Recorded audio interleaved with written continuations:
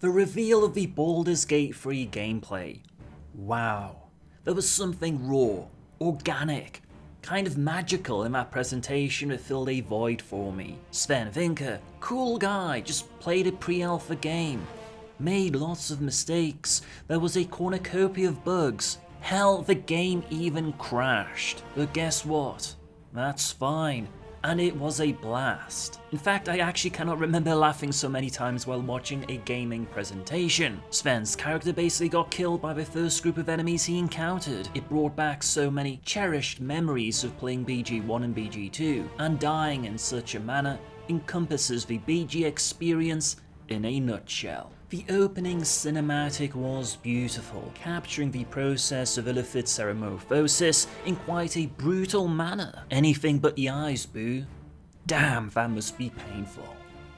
In the ongoing conflict between the Githyanki Dragon Riders and the Illithid was a delight to watch. Viewing the gameplay, there are two observations to make. It's a turn-based game, and it looks very similar to Divinity Original Sin 2 rather than the original BG games, which unsurprisingly is going to ruffle quite a few feathers, to put it mildly.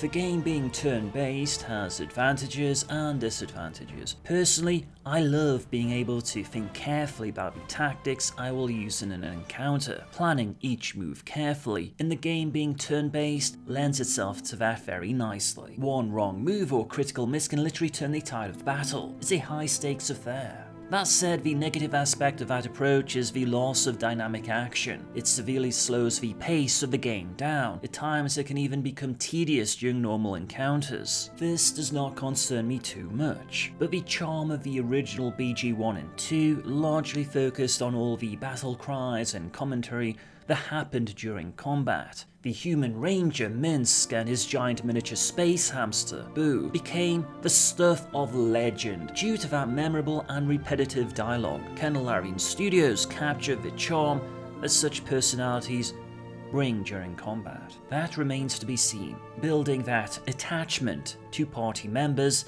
in my opinion, is critical for a good RPG experience. That said, what was shown is a faithful representation of the D&D 5th edition core rule set and game mechanics. Larian Studios have so far delivered upon what they promised. Now, the similarity and comparisons to Divinity Original Sin 2 is unavoidable. Some have even gone so far as to call it a clone, which is somewhat disingenuous. I think it's quite harsh to pass such a judgment based on the limited information currently available, but one must acknowledge that some veterans of the original Baldur's Gate games might be disappointed and are naturally voicing their criticism. But the similarity and comparisons to DOS 2 should not necessarily be viewed as a bad thing. Divinity Original Sin 2 has earned its place in the conversation for the best RPG to date. Quite a few people I've spoken with rate it higher than Witcher 3, so drawing influence from such an accomplished title should be viewed as a boon. Furthermore, we have not seen the city of Baldur's Gate or other notable locations such as Candlekeep. I presume when we eventually do, the nostalgia might appease some critics. It's also important to note that the story of BG1 and BG2 is finished. It feels like many want a continuation of the Balspawn saga, but BG3 set at least 100 years in the future. Change